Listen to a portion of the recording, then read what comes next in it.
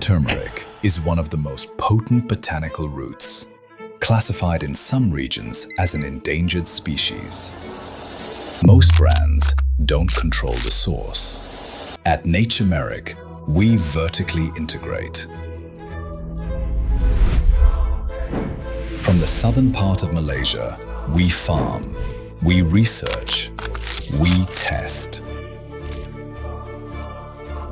Halal certified, serum toxicity cleared, UPM authenticity verified, past pork DNA, heavy metals, microbes, past 365 chemical screenings.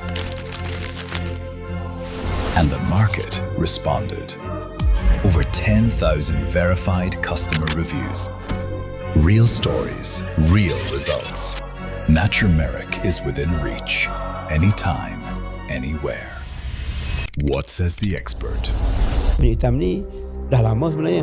Kalau tidak pada kajian pun pada kurun ke-15-16 pun sudah ada banyak digunakan kunyit hitam sebab perubatan India ni Ayurvedic medicine tu sangat besar. Saya yakin dan saya bangga kerana ni adalah benda yang baru, sangat baru. Tak ada satu test pun yang mereka buat macam mana Naturemeric buat. Saya rasa Naturemeric adalah satu produk yang boleh dikatakan pertama dalam Malaysia. Sahkan oleh UPM dia asli, dia tak ada bahan campuran dan ada dos kanak-kanak. Mungkin kunyit hitam ni agak mungkin orang tahu dan kurang dengar kerana dia tidak digunakan cara dalam untuk masakan. Ditanam di Malaysia, baru mula diproses di Malaysia dan dihasilkan oleh anak Malaysia melalui proses research oleh pakar Malaysia.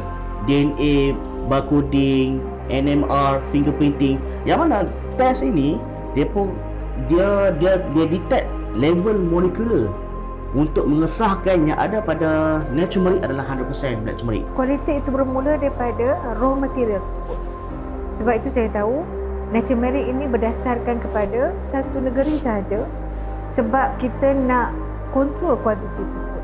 So dekat situlah saya bermulanya journey saya dengan anak saya untuk kunyit hitam ni. So, bila kualiti tersebut, raw material tersebut dikawal, produk yang akhir juga terkawal. Dan berharap sangat supaya segala proses klinikal juga berlaku di Malaysia. Yang itu yang buat saya ingin menjadi sebahagian daripada Naturemeric. So pada Naturemeric, jangan risau, 100% black turmeric. Sebab tu saya tak teragak-agak untuk guna untuk anak saya.